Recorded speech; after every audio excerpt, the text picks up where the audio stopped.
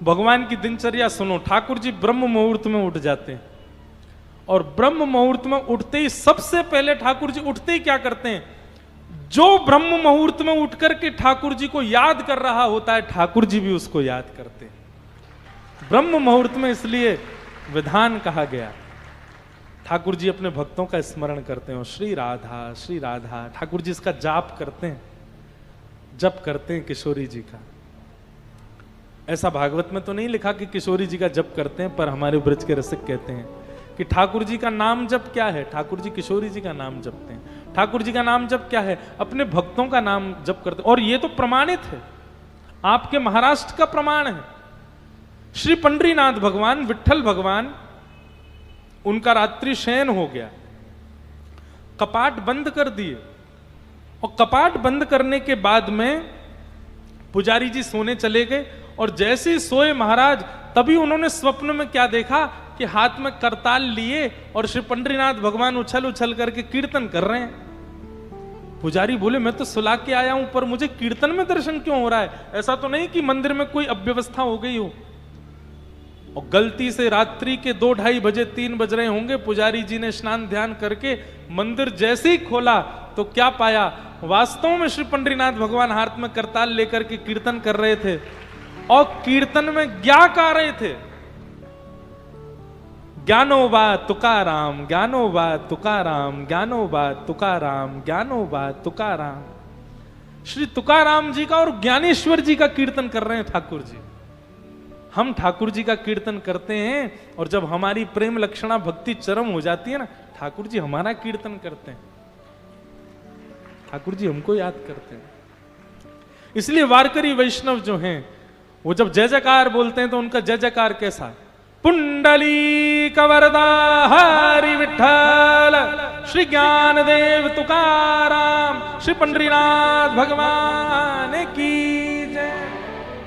श्री ज्ञानेश्वर माउली को याद करते हैं, श्री जगत गुरु श्री तुकाराम जी महाराज का स्मरण करते हैं भगवान, उनका कीर्तन करते हैं। ठाकुर जी की दिनचर्या बताई गई। दिनचर्या के पश्चात आगे राजसूय यज्ञ जरासंध का उद्धार और पांडवों के राजसूय यज्ञ में भगवान के द्वारा शिशुपाल का वध, ये सब कथाएं सुनाई गई। ठाकुर जी के परम मित्र श्री सुदामा जी का प्रसंग सुनाया गया। भगवान के परम सखा हैं। 2 बात सुनिए, मित्र और सखा 2 होते हैं। एक मित्र होता है, एक सखा होता है। मित्र मतलब कभी कभी मिले, जरूरत पड़ने पर मिले, वो मित्र है। पर सखा कौन? बोले सह खादती सह खेलती, संगी रहे संगी खावे, संगी सब काम करे, वो सखा है। संसार में मित्र होते हैं, सखा नहीं होता कोई। सखा तो केवल गोपाल जी हैं, सखा तो हमारे श्याम सुंदर हैं, सदा हमारे संग रहते हैं, हमारे सखा हैं। ऐसे सखा ठाकुर जी के सखा हैं श्री सुदामा जी महाराज। सुदामा जी महाराज के विषय में 3 बातें विशेष बताई गई। ठाकुर जी का यदि सखा बनना चाहते हैं तो 3 बातों का याद रखिएगा। यहां पर सुदामा जी के अंदर 3 गुण बताए गए। कौन कौन से? सबसे पहला, विरक्त इंद्रिय। ठाकुर जी का यदि सखा बनना है तो आपको विरक्त इंद्रिय बनना पड़ेगा। विरक्त इंद्रिय का मतलब क्या होता है? अपनी इंद्रियों की इच्छाओं को पूर्ण न करने वाले व्यक्ति को विरक्त इंद्रिय कहते हैं। आपकी इंद्रियां जो इच्छा प्रकट करें, आप उन इंद्रियों की इच्छाओं का दमन करो। अपनी इच्छाओं का दमन करना, उसको विरक्त इंद्रिय कहते हैं। ठाकुर जी का सखा, आजकल तो लोग ऐसा करने लगे कि भक्ति के नाम पर खुद को जो खाने की इच्छा होती है ठाकुर जी के भोग के नाम पर बना देते हैं। एक बात सदैव याद रखिएगा, जहां का जिस घर का भोजन पति से और बच्चों से पूछ के बनता है, और फिर ठाकुर जी को, वहां ठाकुर जी कभी भोजन नहीं करते। मेरे मन का थोड़ी बना है, तुमने अपने बच्चों से पूछा, अपने पति से पूछा, मुझसे पूछा। हमारी कही एक बात मानना, 4 सब्जियां सोच लो, 4 आइटम सोच लो, पर्ची बनाओ 4, उसमें 4-4 आइटम लिखो, ठाकुर जी के आगे उछाल दो, फिर एक उठाओ। जो आ जाए समझो यही ठाकुर जी की इच्छा, वही बनाओ, वो सबको पवाओ। अभी क्या होता है, पति को जो प्रिय, बच्चों को जो प्रिय, वो ठाकुर जी भोग लगाएंगे। हमको जो प्रिय वो ठाकुर जी भोग लगाएंगे। नहीं, ठाकुर जी को जो प्रिय वो पूरा परिवार पाएगा। ये नियम होना चाहिए भोग का। इसलिए इस प्रणाली को बदलो। कभी जभी की बात अलग है, कभी कभी की बात अलग है, पर प्रयास यही करना चाहिए ठाकुर जी को जो प्रिय हो वो ठाकुर जी को प्रदान किया जाए। क्या हो गया भैया, सब लोग बैठ जाओ।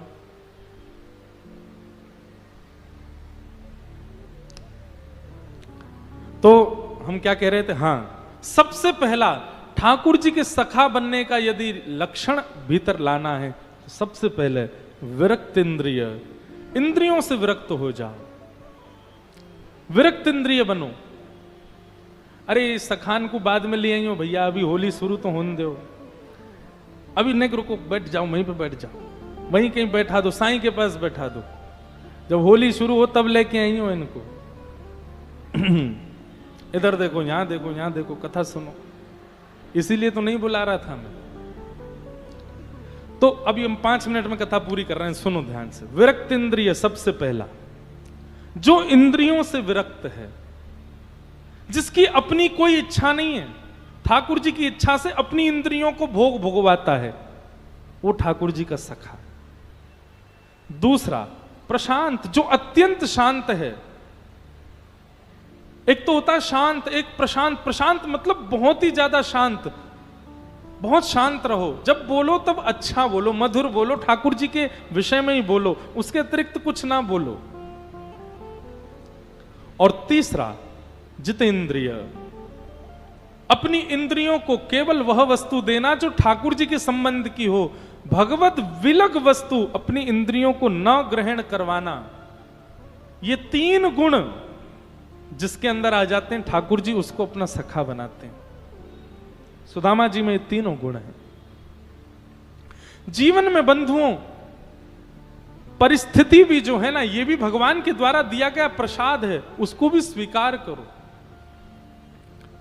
परिस्थितियों से कभी भी घबराओ नहीं, प्रसाद तो हर प्रकार से स्वीकार्य होता है। तो जीवन की स्थितियों को हम अच्छा बुरा क्यों मान लेते हैं? कई बार कहता सुना गया, लोग कहते हैं बहुत अभी हमारा वक्त थोड़ा खराब चल रहा है। ऐसा नहीं। विद्यालय में परीक्षा जब होती है ना, तो बहुत सेंसिटिव माहौल होता है विद्यालय का, और वो सबसे ज्यादा जरूरी माहौल होता है। क्यों? वर्ष भर की मेहनत पता चलती है उसमें। ऐसे ही जीवन में जब विषम परिस्थिति आती है, वो आपकी परीक्षा है।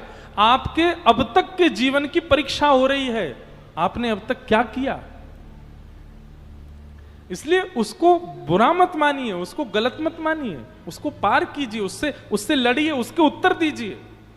और ठाकुर जी के द्वारा दिया गया प्रसाद है, प्रसाद मान करके हर परिस्थिति को स्वीकार करो। हम यदि भगवत प्रदत्त परिस्थिति को भी अस्वीकार करते हैं तो एक प्रकार से प्रसाद के अपराध के समान दंड मिलेगा। आपको कोई प्रसाद दे रहा, आपने मना कर दिया, तो उसका जो अपराध लगता है ना, वही अपराध लगेगा कि परिस्थिति जीवन में आ रही थी और आप उससे भाग गए। भागो मत। ये 3 लक्षण जिसमें हैं, उसको ठाकुर जी अपना सखा कहते हैं। सुदामा जी के जीवन में बहुत विषम परिस्थिति, पर ठाकुर जी उसको कृष्ण प्रसाद मान करके स्वीकार करते हैं। मेरे ठाकुर जी के द्वारा दिया गया ये प्रसाद है, उसको वैसे ही स्वीकार करते हैं। सुदामा जी महाराज की पत्नी एक दिन पीछे पड़ गई, बोले आपके सखा श्री कृष्ण हैं, मिलने क्यों नहीं जाते हो कभी उनसे? तो सुदामा जी कहते हैं, मेरी दशा देख करके कृष्ण कहीं ये ना सोचे गरीब है, कुछ मांगने आया है, ऐसी भावना उसके। मैं तो जाऊंगा केवल उससे मिलने और उसको प्रेम करने, पर मेरी स्थिति देख करके कहीं वो ये ना सोचे कि कुछ मांगने आया, इसलिए मैं नहीं जाता। पर सुदामा जी की पत्नी तो ये चाहती थी कि कृष्ण देखे इनकी स्थिति, दिखेगी तो कुछ तो कृपा करेंगे। और आज पत्नी की सौगंध जब लग गई सुदामा जी को, तो सुदामा जी द्वारिका गए। चलते चलते चलते चलते महाराज रास्ता भटक गए सुदामा जी। किसी से पूछा द्वारिका कितनी दूर है? बोले आप गलत आ गए हो, अभी यहां से करीब 50 मील वापस जाओ, वहां से एक रास्ता कटेगा, वो द्वारिका जाएगा। सुदामा जी तो वहीं गिर गए। बोले मैं कैसे जाऊं? चलते चलते पैरों में छाले पड़ गए, मुझ में इतनी सामर्थ्य नहीं कि मैं पहुंच सकूं, कुछ दिन से कुछ खाया भी नहीं है, मैं कैसे जाऊं? एक गजल के शब्द हैं, सुदामा जी की स्थिति पर कभी कभी याद आते हैं। रस्ते भर रो रो कर हमसे, रस्ते भर रो रो कर हमसे, पूछा पाँव के छालों ने, बसती कितनी दूर बसाली, बसती कितनी दूर बसाली, दिल में बसने वालों ने, रस्ते भर रो रो कर हमसे, पूछा पाँव के छालों ने। सुदामा जी कोई सामान्य व्यक्ति नहीं है भैया। भगवान श्री कृष्ण को गृह कार्य मिलता था ना जब गुरुकुल में, होमवर्क ठाकुर जी थोड़ी करते थे, सुदामा जी पूरा करते थे ठाकुर जी का। और उसके बदले सुदामा जी कहते लाला मैं तेरे गृह कार्य कर दूंगा, तू मुझे कहा देगो? बोले रात में जब सब सो जाएंगे ना तब मैं तुमको बंशी सुनाऊंगा, तब मैं तुमको नृत्य करके दिखाऊंगा, तब मैं श्रृंगार करके तुमको अपने रास बिहारी रूप को दर्शन कराऊंगा। और इन्हीं लोभों में ठाकुर जी को पढ़ने थोड़ी देते सुदामा जी। बोले तुम बस बैठे रहो, तुम्हारे सारा काम पूरा। सुदामा जी की स्थिति यह है कि गृह कार्य जब गुरु जी देते हैं तो सुदामा जी पहले कन्हैया का पूरा करते हैं। कई बार सुदामा जी को दंड मिलता है, क्यों? क्योंकि कन्हैया का पूरा करने में अपना छोड़ देते हैं। ऐसे सखा इतने अंतरंग, इतने समीप सखा हैं ठाकुर जी के श्री सुदामा जी। भृगु ऋषि एक बार आए थे और उनको दान देने से गुरु मां ने मना कर दिया। तब भृगु ऋषि ने अपनी दिव्य दृष्टि से देखा इतने बड़े गुरुकुल में मुझको देने के लिए कुछ नहीं है। थोड़ी दूर जाकर के ध्यान लगा करके देखा तो पाया कि 2 चने की पोटलियां रखी हैं। भृगु ऋषि ने तुरंत जल लिया हाथ में, बोले गुरु मां अपने बच्चों के प्रति मोह करके मुझसे चने छुपा रही है। श्राप देता हूं, जो भी उन चनों को खाएगा जीवन पर्यंत के लिए लक्ष्मीहीन हो जाएगा, उसके जीवन से लक्ष्मी चली जाएगी। और जब भृगु ऋषि ने यह श्राप दिया तो वहीं उस वृक्ष के पास में नन्हे से सुदामा जी बैठे थे। सुदामा जी दौड़ करके गए गुरुकुल कि कहीं कोई बालक उस चने को खा ना ले। तभी क्या देखा, त्रिभंग लली श्याम सुंदर सामने से चले आ रहे हैं और अपने कमर पर उन्होंने एक फेंटा बांधा है और उस फेंटे में 2 पोटलियां चने की बंधी हैं। सुदामा जी समझ गए ये पोटलियां तो कृष्ण के लिए और मेरे लिए रखी हैं शायद गुरु मां ने।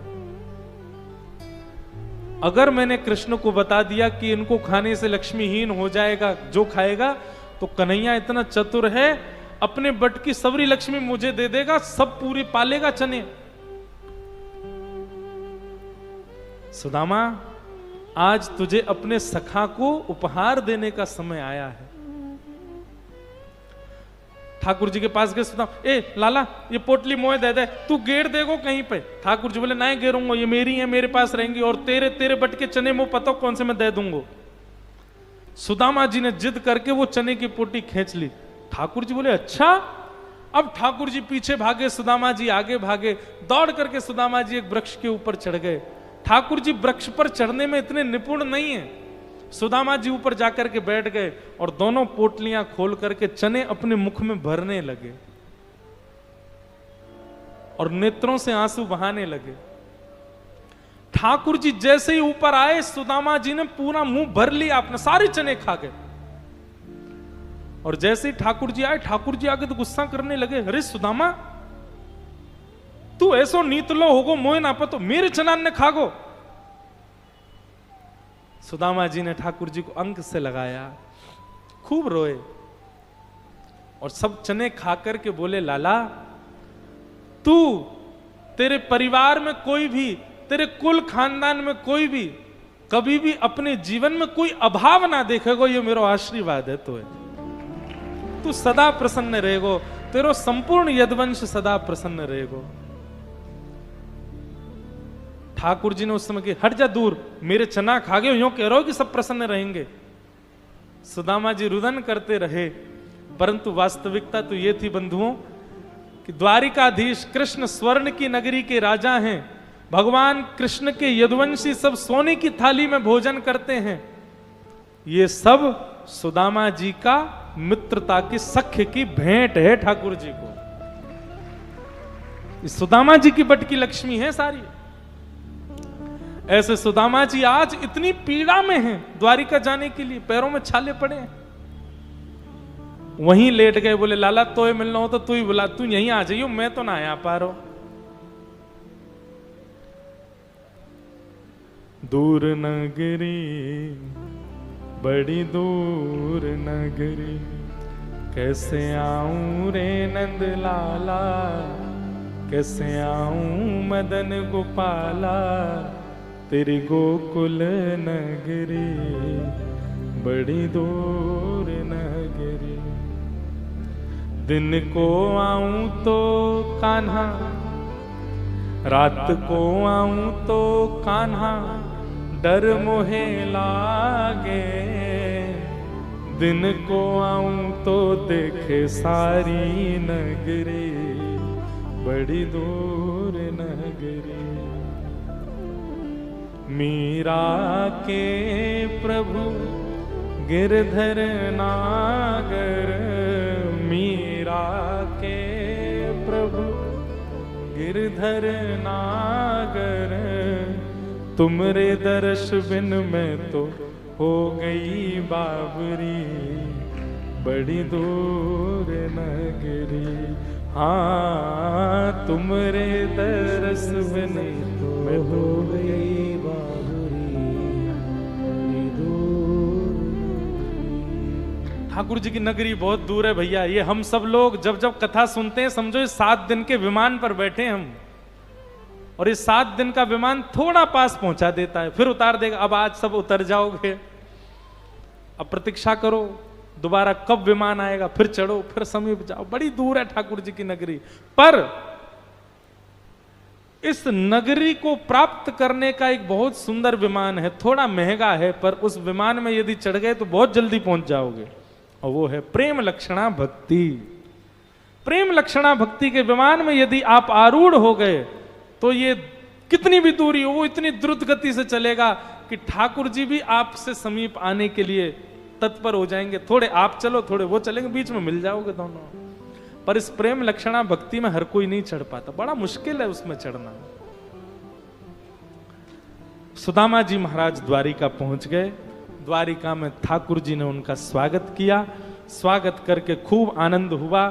तत्पश्चात भगवान ने सुदामा जी के चरण धोए, पूरी द्वारिका में उसका छिड़काव किया।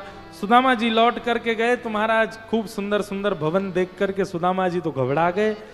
ठाकुर जी से बोले, लाला इतनी व्यवस्था में भजन ना होवे। ठाकुर जी बोले, लेकिन व्यवस्था मैंने प्रदान की हो तो भजन हो जाएगा, तुमने कमाई होगी तो भजन नहीं कर पाओगे। और व्यवस्था मुझसे विमुख होगी, अपने सुख के लिए होगी तो भजन नहीं कर पाओगे।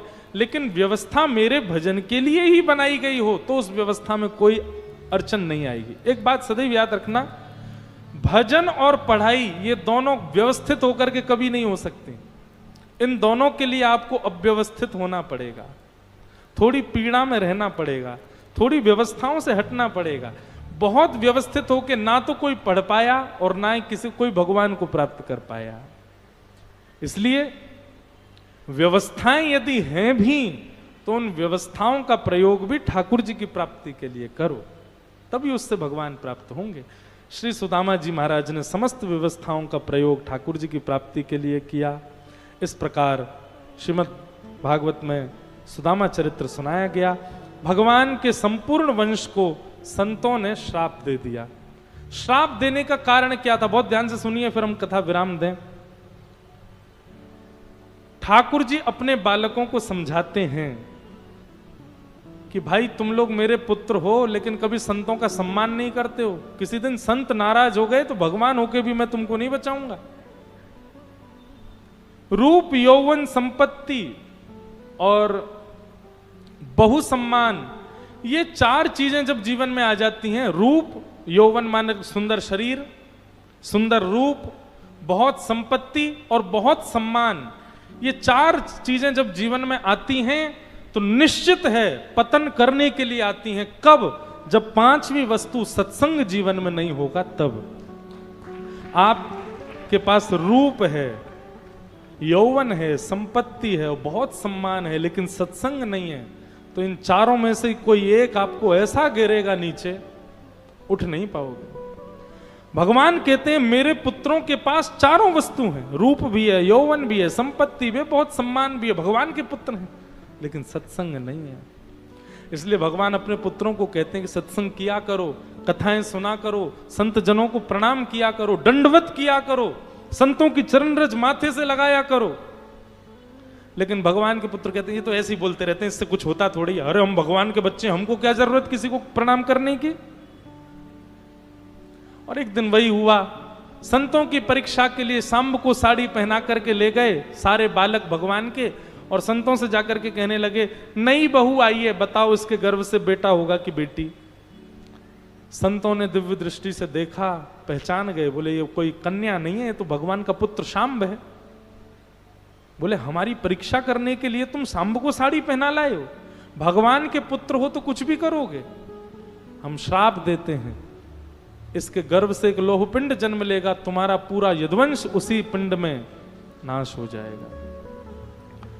यदुवंशियों को श्राप लग गया। एक बार किसी बात पर लड़ते झगड़ते सारे यदुवंशी आपस में एक दूसरे से लड़ने लगे। वो लोह पिंड घिस करके समुद्र में फेंक दिया था, वही समुद्र की लहरों से किनारे पर एर का विषैली घास बन गया। उस घास को एक दूसरे पर उठा करके फेंक दिया और समस्त यदुवंशियों का नाश हो गया। भगवान ने बलराम जी को आज्ञा कर दी, भैया अब लीला पूरी हो गई, अब आप जाओ।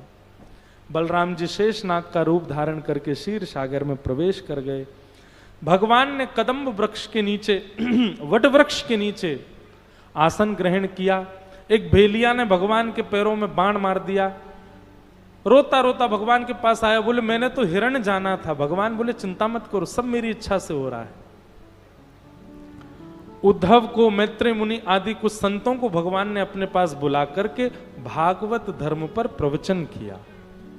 भागवत धर्म का ठाकुर जी ने अंतिम उपदेश किया, और वह उपदेश करने के बाद भगवान ने उद्धव को आज्ञा कर दी तुम बद्रीनाथ चले जाओ। मैत्रेय मुनि को आज्ञा की आप अपने आश्रम चले जाओ, वहां पर विदुर जी आएंगे, उनको यह ज्ञान दे देना। अर्जुन को आज्ञा की मेरी समस्त पटरानियों को लेकर के तुम वृंदावन चले जाओ।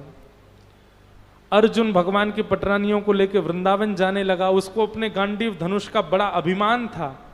भगवान बेलिया का रूप धारण करके आए और बीच रास्ते में सारी अपनी ही पत्नियों का अपहरण करके ले गए अर्जुन से, और अर्जुन कुछ नहीं कर पाया। मानो अर्जुन को बता दिया कि अर्जुन मेरे बिना तुम किसी काम के नहीं हो। ये जो इतना अभिमान तुमने पाल लिया था ना महाभारत युद्ध में कि तुमने युद्ध किया है, श्री कृष्ण के बगैर तुम कुछ भी नहीं हो। बंधुओं सदैव याद रखना, जब भी आप कुछ बन पाते हो श्री कृष्ण कहीं ना कहीं तो होते हैं। इसलिए कभी अपने ऊपर अभिमान मत करना कि आपने किया, क्योंकि श्री कृष्ण संग हैं, इसीलिए आप कुछ कर पाए हो। अपनी सत्ता का कभी घमंड मत करना अपने ऊपर कि मैंने किया, मुझसे ये हो गया, मैंने ये सुना दिया। श्री कृष्ण है, नहीं तो अर्जुन की तरह ठाकुर जी कर जाएंगे। जिस दिन ठाकुर जी चले गए ना, वही सारी स्थिति दोबारा प्रकट हो जाएगी, कुछ नहीं कर पाओगे आप। इसलिए भैया अपने गुरु का, अपने स्वामी का और श्री कृष्ण का सदा धन्यवाद कहो। उन्हीं की कृपा से ही है सब कुछ। मेरा आपकी कृपा से सब काम हो रहा है, मेरा आपकी कृपा से सब काम हो रहा है। करते हो तुम कन्हैया, करते हो तुम कन्हैया, करते हो तुम कन्हैया, करते हो तुम कन्हैया। मेरा नाम हो रहा है, मेरा आपकी कृपा से सब काम हो रहा है, मेरा आपकी कृपा से। श्री राधा रमण लाल की, करताल बजा के गाओ।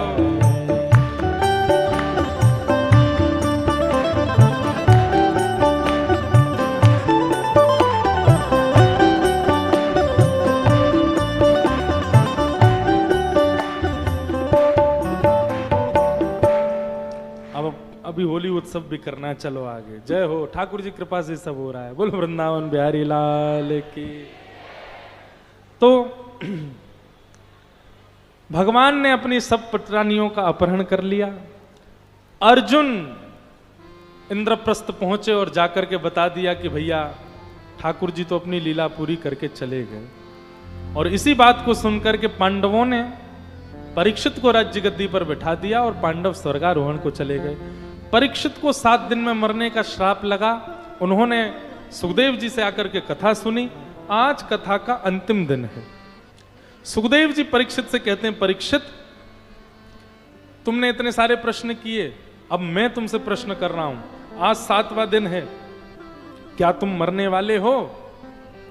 परीक्षित जी बोले, भगवान मृत्यु शरीर की होती है, मैं तो नित्य मुक्त शुद्ध आत्मा हूं, अपने कर्म बंधन में बंध करके इस शरीर में आया, परंतु आज आपकी कथा सुन के अब मैं मुक्त हो गया हूं, इस देह का त्याग करके परमात्मा में विलीन हो जाऊंगा। सुखदेव जी बोले, बस यही समझाने के लिए 7 दिन से कथा सुना रहे थे कि देह और आत्मा ये 2 अलग वस्तु हैं, एक नहीं है। हम लोग माया में पड़ के इनको एक ही मानते हैं। आप नहीं, मैं भी मानता हूं, हम सब मानते हैं।